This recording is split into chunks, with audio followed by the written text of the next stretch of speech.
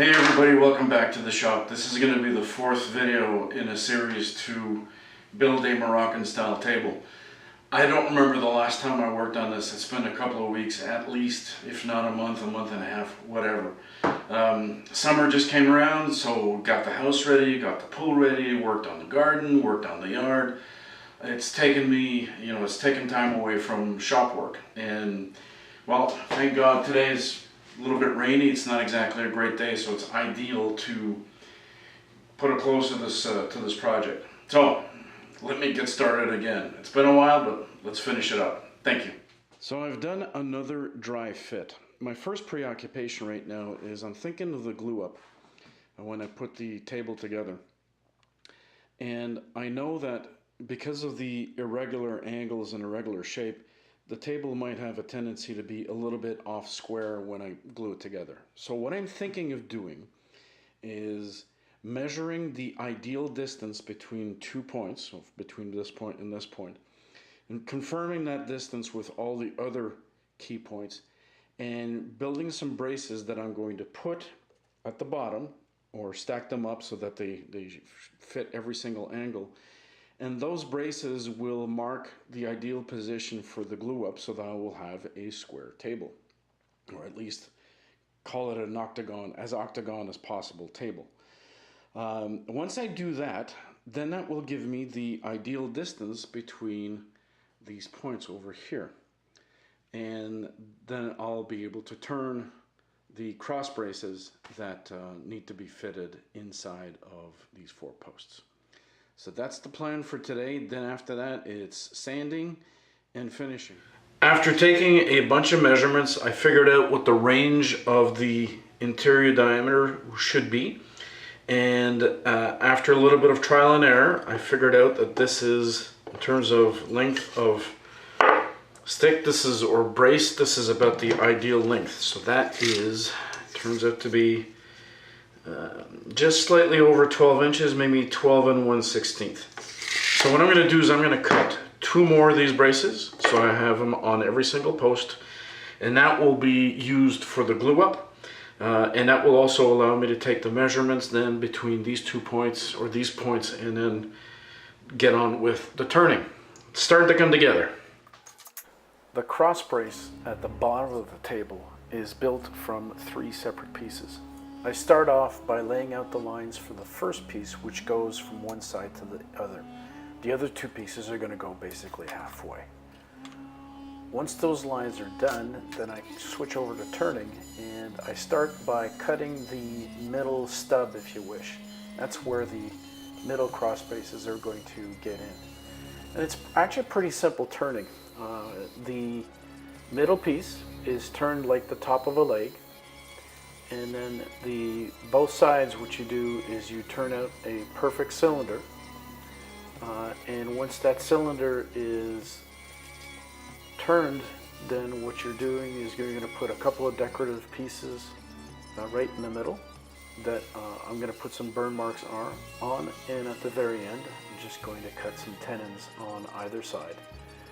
And those tenons are going to go into the actual legs of the table. Like I said, relatively simple. It's just a question of rinse and repeat.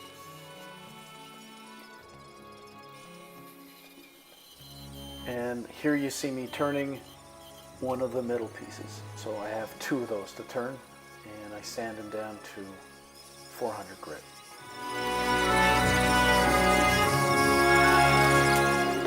Step is to bore the holes into the legs and the cross piece. I had actually marked an arrow to point the side that I thought was nicest on each of those tables, and that side was going to be exposed on the outside. So the opposite side is where I'm going to be putting or boring that hole. So you see me laying out the marks with a simple ruler, and with an awl I just make sure that I've got that center point really nice and sharp. Then it's off to the drill press. You see me here cutting or boring the hole in the middle brace. Go to the drill press and bore those holes down so they can accept the tenons.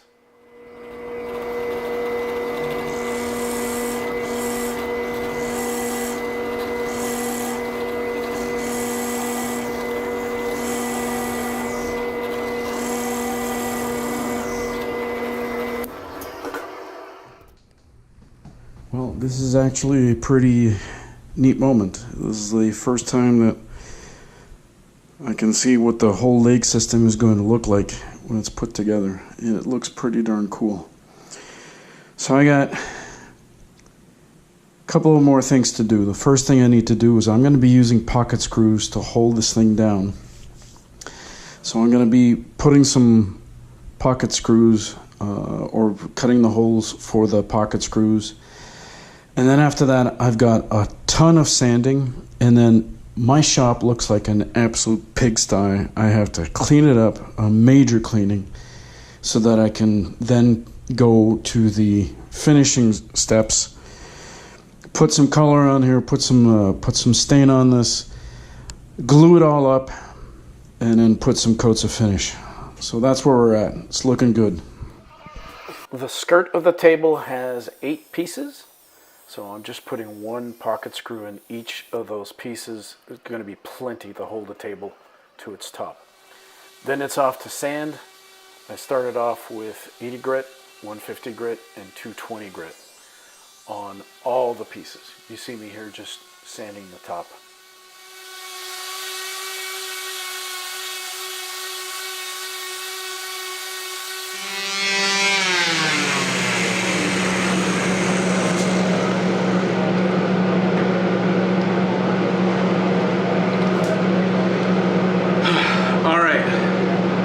Woodworking is done, all the sanding is done.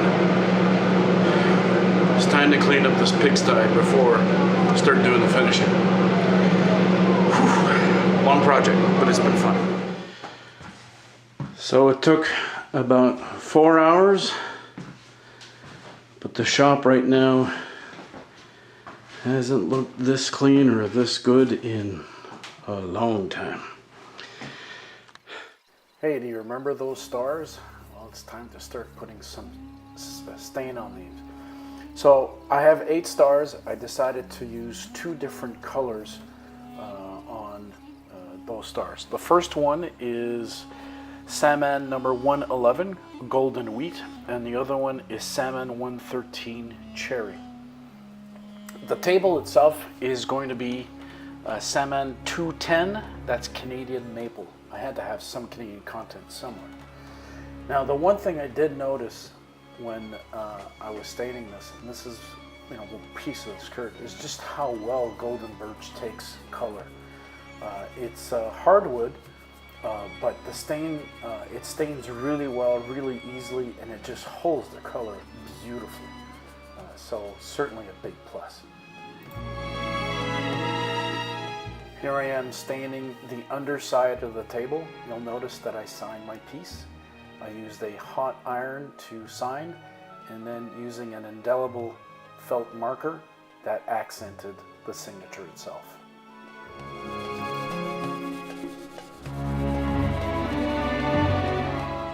In order to glue the stars to the face of the skirt pieces, I used CA glue, accelerant, and a little homemade jig so I could perfectly center those stars onto the surface.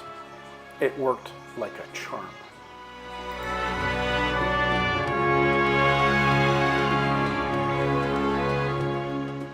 And now it's time to glue the whole piece together. I have to admit, this is the part that made me very nervous because there's a lot of glue up that has to happen in a very short order. So the first piece was to glue up the cross braces and then glue them to the legs. Once all the pieces were in place, I checked with a speed square just to make sure that everything was square and let it dry for a little bit. Like I said, this was pretty nerve-wracking, but it turned out to work out pretty well.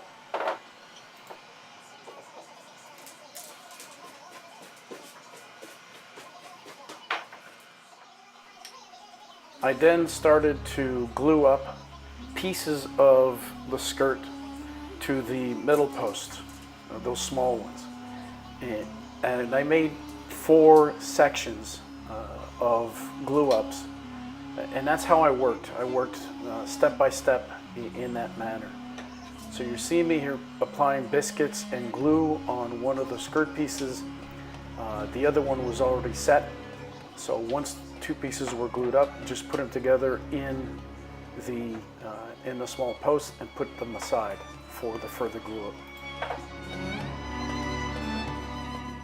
And once the 4 individual skirt sections were glued up, then it was time to put it together with the table legs themselves. So again, biscuits, lots of glue, making sure that they're aligned to the base of the table itself, and then using a belt clamp, just getting everything together. I also use my cross braces to make sure everything was square. And now that everything is glued up, it's just time to take pocket screws, line up the legs to the top of the table, and do final assembly. I put 3 coats of varnish all over the table. I actually put a 4th coat on the top of the table because I figured it would take a little more wear and tear. The brand that I used is the same brand that I use for the colors. It's Saman, that's spelled S-A-M-A-N. I used a water-based varnish, a gloss varnish itself. Again, 3 coats all over the table and a 4th one on the top.